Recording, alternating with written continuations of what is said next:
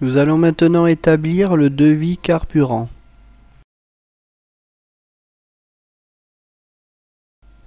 À chaque passage de waypoint, vous devez vérifier le pétrole restant.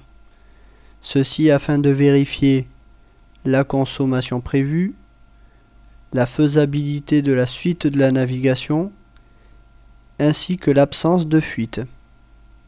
On va donc effectuer une prévision du pétrole restant à chaque waypoint.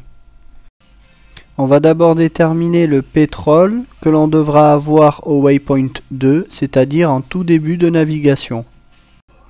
On part du pétrole total, 10 734 livres dans notre configuration, auquel on enlève les 300 livres de la mise en route et du roulage, ainsi que les 300 livres du décollage.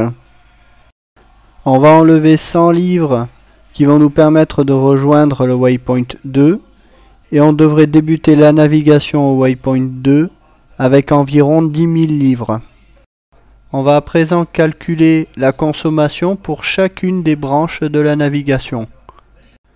On va prendre comme consommation moyenne 130 livres par minute, qui est la consommation du F16 à une vitesse de 450 nœuds, et 1000 pieds QNH avec notre configuration. Toutefois, comme on évoluera pendant tout le vol à une altitude de 1000 pieds sol, on sera toujours au-dessus de 1000 pieds QNH. Donc notre consommation réelle en vol sera moins élevée que ce que l'on va prévoir. Commençons par calculer la consommation de la branche 1.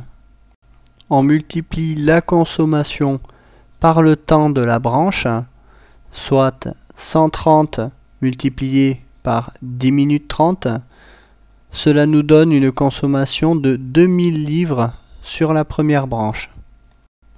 Pour la deuxième branche, 130 livres multiplié par 6 minutes 40, cela donne une consommation de 820 livres. Cela nous donne pour toutes les branches de navigation les consommations suivantes.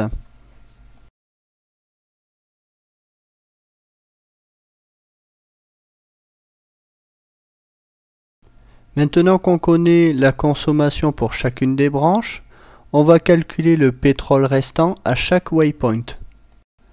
Pour calculer le pétrole restant au waypoint 3, on prend le pétrole restant au waypoint précédent, le waypoint 2, auquel on enlève la consommation prévue sur la première branche, soit 10 000 livres moins les 2000 livres de la consommation de la branche 1 de navigation, ce qui nous donne 8000 livres au point 3.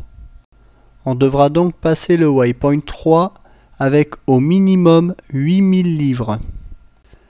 En calculant les pétroles restants pour les autres waypoints, on obtient les valeurs suivantes. On peut voir qu'au waypoint 12, il devrait nous rester 1580 livres, soit bien au-dessus de la sécurité carburant. Au retour, on pourra donc en profiter pour utiliser ce surplus de pétrole restant pour effectuer des entraînements à la remise de gaz vent arrière ou des circuits longs. Ou pourquoi pas également une finale ILS.